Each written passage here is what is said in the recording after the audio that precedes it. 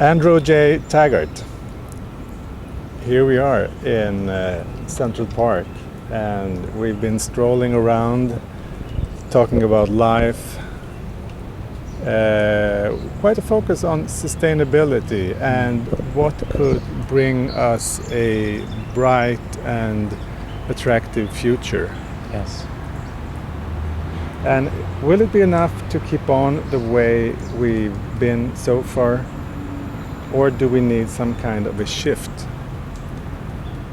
in order to really get there? And we've been talking about the unity, being one with the different aspects of reality, inner and outer reality. Yes. In order to be really creative. We have been. And we've been thinking and talking a good deal about how it's not just, as you said, an engineering problem. It really is about an aesthetic and ethical attention or attunement to the way things are, the fact that we're feeling the breeze and we're watching the butterflies and we're looking at the birds, and it seems as if they're very much a part of our world. Yeah. And that they're having a fundamental bearing on how we're breathing and how we're walking through space and how you and I are talking to each other. Mm. Our voices are changing. The way your eyes are looking at me is changing. You're smiling. Yeah. I don't know why really, but... And we were talking about love, weren't we? Yeah. And what were you thinking about love? That love can be seen like a feeling, and also something that we cannot come into or fix ourselves. It's rather a matter of surrendering into love, wanting to be reached by love and taking over. And that is not something one can just do, but surrender to. Right. Letting love come into our situation where we are.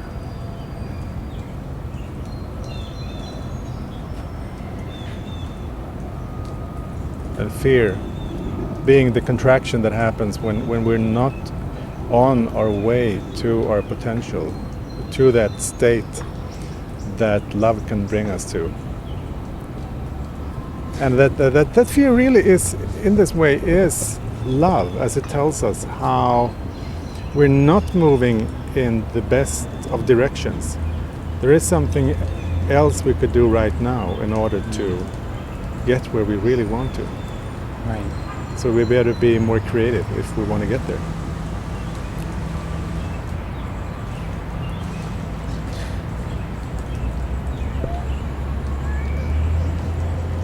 And I think love, whatever it is, must also be about the silence, because right now we're taking our time. Mm-hmm. We're both okay with the fact that we don't have to be so scripted. And fear seems to be about being scripted.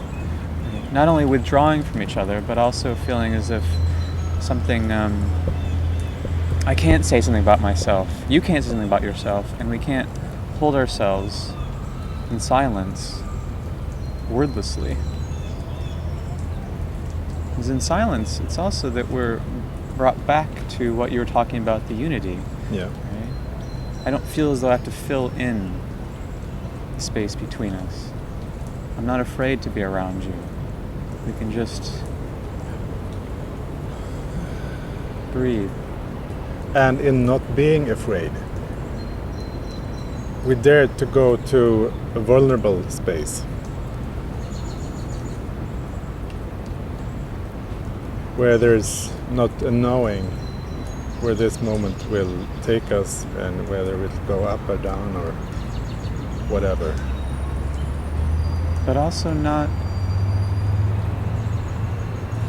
caring that much either, right? Because whichever way it goes, it'll be all right. Yeah.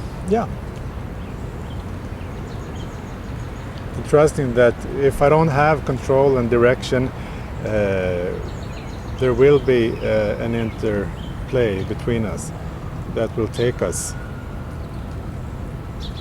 to the next step in a creative way. Right.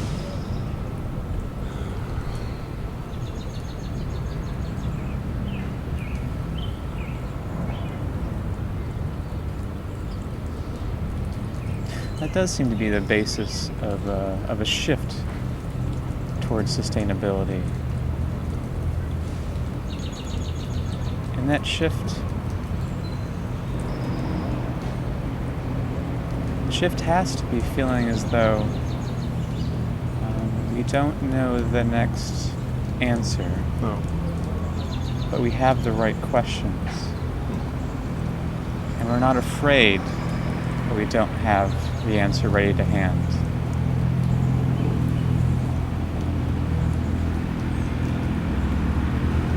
Because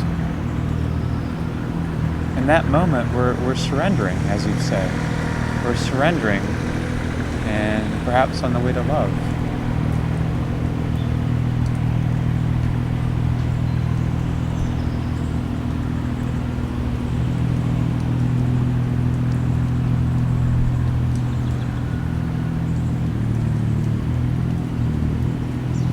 So do we dare to stay in this silence, in this vulnerability, not having control, till we find something that is a shift? Because both you and I don't really trust the way we are moving ahead in this moment. Extrapolating what we're doing, trying to tinker or tweak or save some here and some there won't really make it, because having the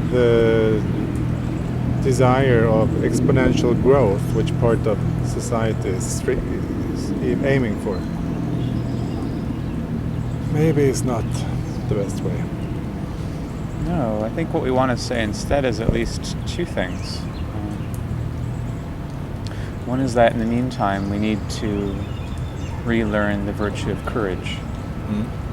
Because it's courage that's going to get us through uncertain times. The cultivation of courage.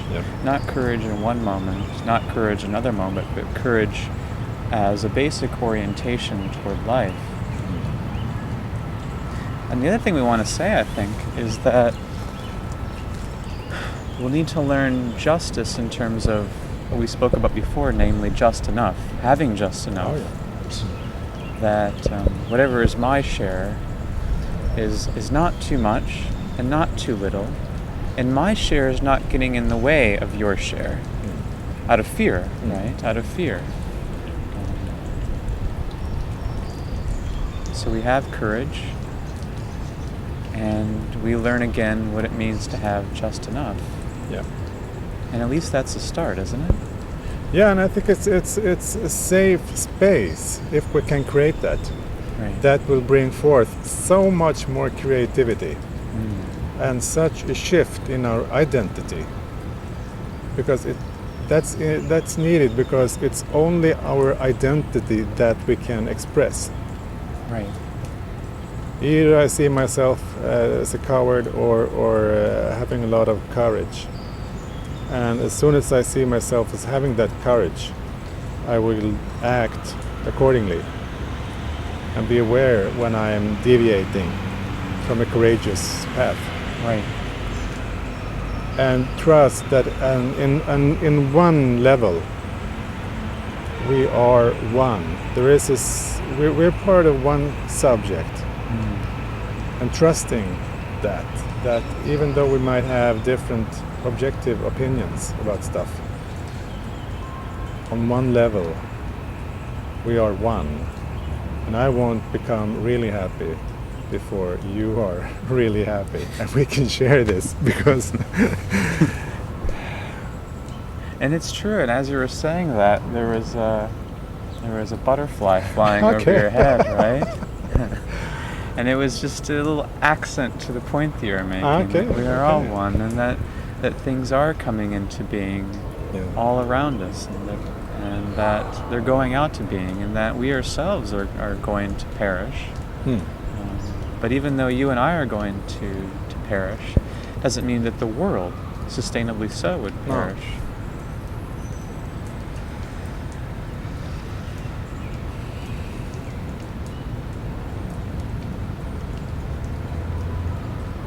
Thank you, Andrew.